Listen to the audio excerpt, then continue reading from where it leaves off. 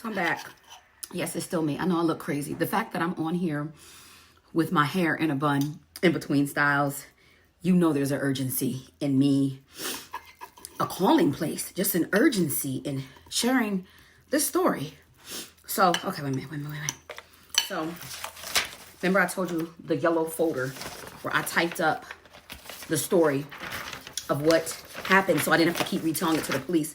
So when I ended off last, I talked about how I'm realizing I didn't notice the signs as much as I thought I did. I thought that my first sign was when we were on our way back from a trip from Atlantic City. We had to stop through Pennsylvania because I had a dentist appointment. And you know, I was in college, so I was still in my parents' plans. So I needed to stop back through and get my dental cleaning, my 6-month dental cleaning. My parents met him and they did not like him. I don't know why. And we stayed overnight. They did not like him. They didn't like him. Sorry, I'm fooling with my lashes already coming out from crying, but I'm good. But I'm gonna go back. So remember I finished reading in whatever part this is, the part before that, how I was coming down off of the love high and I was too involved with school. And I talked about he kept going to Atlantic City and then he started losing more. I went with him 3 or 4 times. I began to notice he was developing a gambling problem. I put seriously by Valentine's Day, I had decided in my mind that I would have to break up with Nick because I could not and did not want to be in a relationship at this time. Plus, we have been arguing a bit too much over stupid stuff in the last few weeks. That makes sense to me because I have been the girl that the longest relationship I have is the one that I'm in now. Because when things ain't flowing right, there's no reason in life to stay if you got to force something. And so that kind of was like, okay. But I remember the trigger. We were driving back from, I need to eat. We were driving back from my parents' house after they told me we don't like him. I'm like, why don't you like him? Driving back on 78, because 78 is the route between Pennsylvania, the part of Pennsylvania I'm in, and New Jersey. And we were talking about something. I remember him saying he had an ex-girlfriend, and she was on a dance floor with some other guy, and that he whooped their ass. And that when the police came and got him, went in jail, his sister bailed her out, and he beat her ass again. I remember thinking, the anger in his voice of reliving whatever this was weird. And I'm driving. So I remember being like, what the fuck? Okay, Roxanne, that was confirmation for me. I got to break this off. How am I going to break this off? How am I going to break this off? I need to make up a reason to break this off with him. So this is what I did. I never forget. I was like, you know what? I got to tell him.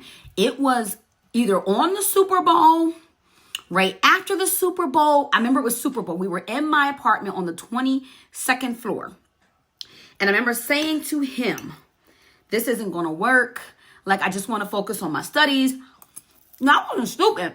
I knew when I seen that, how he snapped out about the girl that he said, and he beat her ass because she was dancing with another guy or some mess. I'm like, the level of anger he had versus the person that looked like a calm, cool, collected, regular schmegular was giving warning signs. It was opposite, like Dr. Jekyll with Mr. Hyde. Like, who is this person?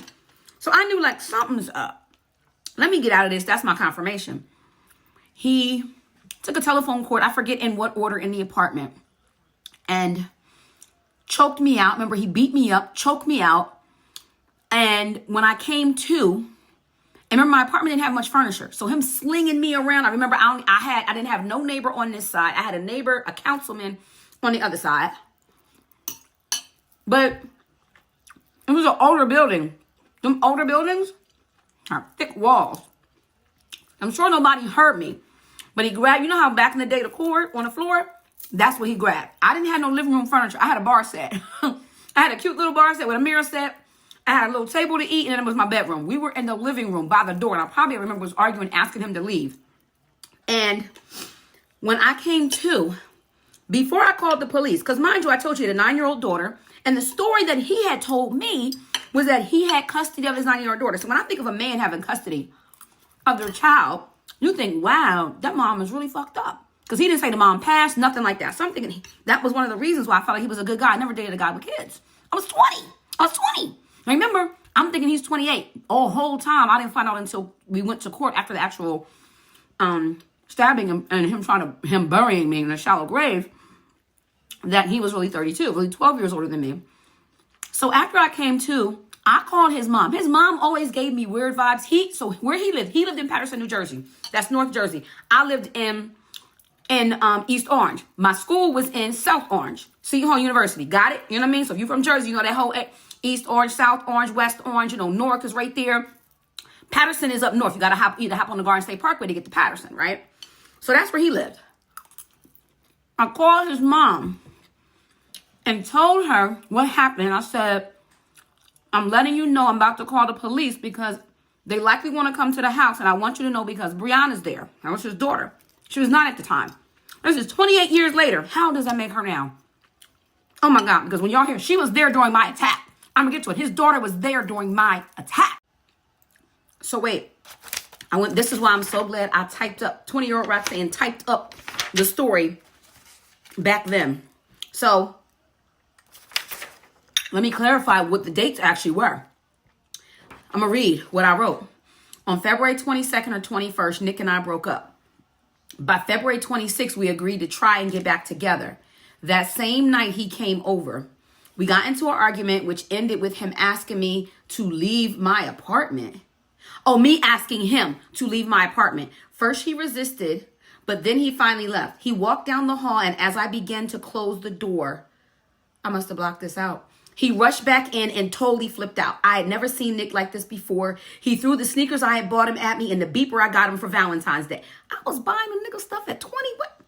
I ran for my cordless phone to call the police, but he grabbed me and took the phone from me. He began banging my head against the wall. Then I ran into the bedroom where he threw the phone against the wall, breaking it into pieces. He took the cord and started choking me. This is when he began holding me and hugging me, saying how sorry he was, and he just did not want to leave. Yeah, I blocked this out. So I'm reading from. I'm only on the second page of what I had typed up leading up to what happened on April 7th. This is February. I actually was stabbed 18 times and put in a shallow grave April 3rd. This is just 6 weeks after we were dating. This is February 26th. We started dating New Year's Eve. Wait. He began going on and on about how much he loved me, etc. I did not want to hear it, and I fought to get out of this tight grip he called a hug. He threw me onto the floor. That's when he began to continue to choke me. This is when, I don't remember this. This is when my girlfriend called, heard what was going on, and called the police. After Nick left, I also called the police. When they finally arrived, I explained to them what happened. Because I did not recall his address off the top of my head, they said they could not arrest him. I told them I could show them where he lived. I just did not know it to say it. This is 20-year-old me writing this. I didn't know how to get there. They still refused to go get him. They just left and sent another officer out to take a report. So this must have been after that I called his mom. Because I remember calling her because I want to tell y'all what she said. This evil bitch who knew her son was crazy, when I called to warn her, wherever that fell in here, she said, well, be glad you didn't end up like the rest of them. The rest of them ended up in the hospital. 20-year-old me. What the fuck kind of response from a mother? You got his 9-year-old daughter there like, what the...